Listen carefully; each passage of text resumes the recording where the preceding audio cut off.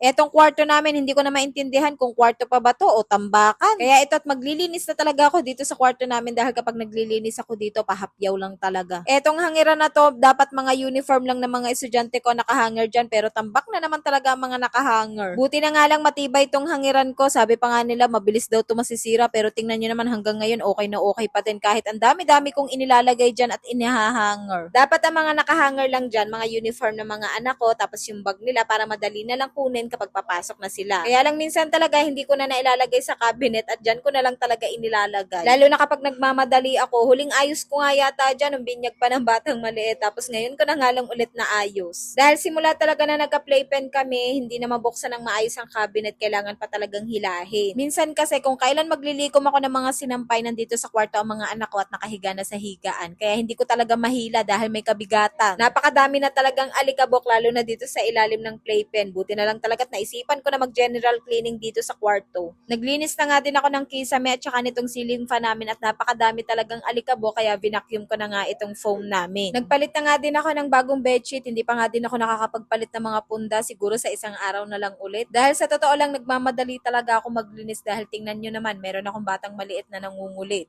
Pinapabantayan ko nga yan sa panganay ko kaya lang ayun nakatulog. Nasanay na kasi talaga ang panganay ko na pagkagaling niya ng school ay natutulog siya sa hapon. At ayun naayos ko na ulit ang hangiran ng uniform ng mga anak ko at nailagay ko na nga din ang bag nila. Nako ewan ko lang baka sa isang araw puno na naman yan ng mga nakahanger. Pagkatapos eto nga inayos ko na tong diaper ng aking bunso. Tingnan niyo naman habang inaayos ko nga dyan ay nangungulit talaga siya. Gustong gusto niya talagang lumabas dito sa playpen para manggulo sa ginagawa ko kaya lang hindi ko talaga siya pinapalabas para nga matapos ko na tong ginagawa ko. Tingnan niyo naman kakatalikod ko lang, ginugulo niya na kaagad tong mga diaper na pinag-aayos ko kay naman na. Nagliligalig na talaga siya ng mga oras na yan, yung pala inaantok na, kaya buti na lang at nakatulog na, kaya matutuloy ko na talaga ang ginagawa ko dahil dito naman ako sa sala maglilinis. Dahil habang naglilinis ako sa kwarto, papunta naman dito sa sala mga dumi, tingnan nyo naman napakadaming basura. Halo-halo na nga yan mga laruan, mga anik-anik dito sa bahay na ikinakalat ng bunso ko. Etong ang trolley na to, palagi niyang ikinakalat ng mga nakalagay dyan, hindi ko na talaga alam kung saan ko ipaglalalagay ang mga gamit ko. Binibilhan ko ng laruan kaya lang mas gusto niyang laruin ang mga gamit na importante dito sa bahay. Eto nga cabinet ko dito sa salas, palagi niyang binubuksan at ikinakalat ang mga nakalagay dyan kaya nagbabalak na nga din akong bumili ng panglock dyan. Nakakapago dahil kaliligpit mo lang maya-maya lang makalat na ulit pero sabi ko nga okay lang yan dahil hindi naman sila palaging bata. Balang araw, lalaki sila tapos mamimiss din natin yung pagkabata nila. Kahit na minsan, hindi mo alam kung anong uunahin mo, mga gawaing bahay ba o yung batang umiiyak. Lalo na minsan kung kailan may ginagawa ako, saka ako lalantakan ng pagliligalig. Basta ganitong naglilinis ako, meron talaga ako mga hinahanap na hindi ko makita. Bigla ko na lang nakikita. Eto nga't malapit na talaga ako matapos sa paglilinis dito sa sala. Naglinis nga din ako sa kusina. Hindi ko na nga lang binidyuhan dahil nagmamadali na talaga ako at baka mamaya magising ang bata.